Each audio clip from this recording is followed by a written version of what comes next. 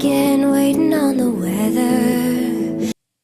So today I'm going to be using my Too Faced Shadow Insurance eyeshadow primer, and I'm just placing this all over my lid with my ring finger all the way up to the brow bone.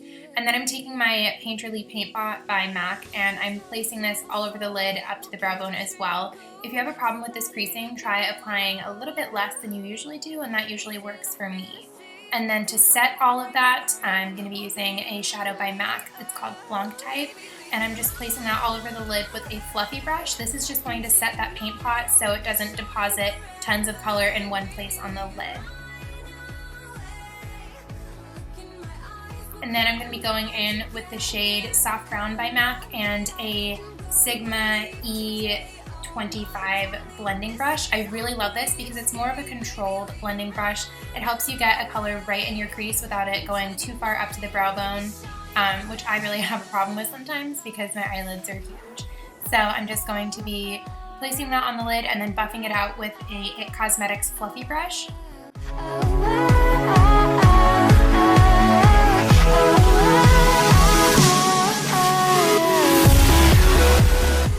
And then I'm going to be taking my Lorac PRO Palette and I'm taking the color Taupe, which is just a little bit warmer of a brown than soft brown, and I'm taking that same E25 brush by Sigma and placing this exactly where I placed the soft brown, just a little bit darker, and then we're also going to be blending it out as well.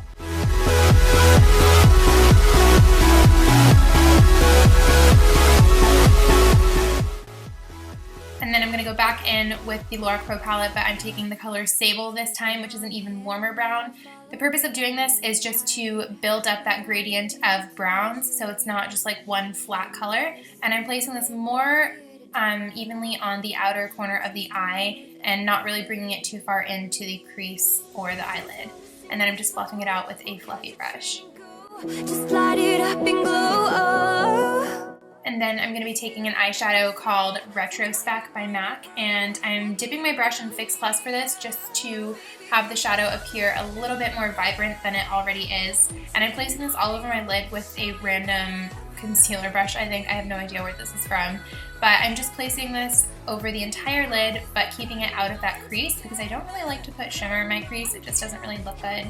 And then I'm taking Mocha by Makeup Geek, and we're gonna deepen that outer corner and crease a little bit more. So the browns that we're using are gradually getting darker, and this is really just going to focus on the outer corner of the eye. And be careful when you blend it out because you don't want to mess up the color that you put on the lid, but you still want to blend it out nice and evenly, but that's why we put the transition colors so it doesn't look like a dark color just stamped on.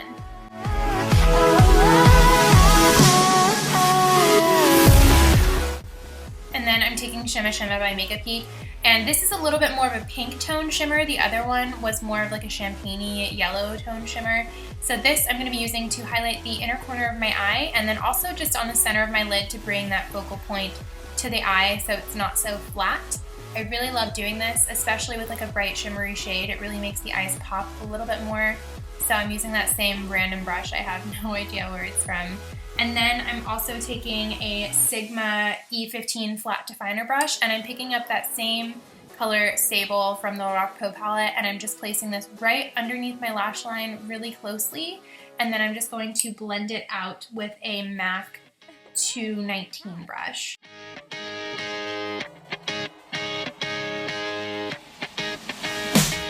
Hello, and I'm feeling fly.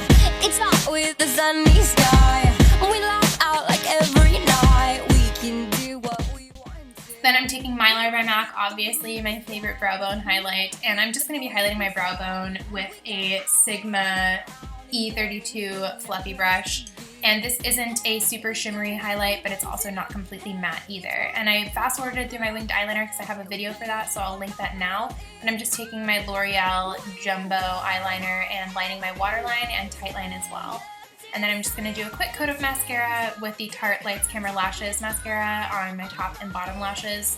And then the lashes that I'm going to be wearing today are the CarliLash by Velour Lashes. These are mink lashes, but they're cruelty-free, but if you're not into that, like I said before, you could totally just sub this with a pair of synthetic lashes. I really love the Ardell 122 Wispies as well, but they're not as glamorous as this pair. Every single care, breathe in and let down your hair. And then I'm just taking my Anastasia Contour Kit, and I'm going to be lightly contouring. I don't want a super heavy one for this, but I'm not adding any highlight to my face. I want it to be more matte and just sculpted just a little bit. So we're just doing this on the cheekbones and forehead and on the sides of the nose as well. And I have a video in depth on how I do this, so I'll go ahead and link that also. And I got this out of frame. I'm so sorry, but this is just the NYX Lip Pencil in the color Hot Red. And I'm just going to be lining my lips very carefully with it. And then the lipstick I'm going to be using is Viva Glam 1 by MAC, which is a really gorgeous, just classic red. It's not too warm and it's not too cool.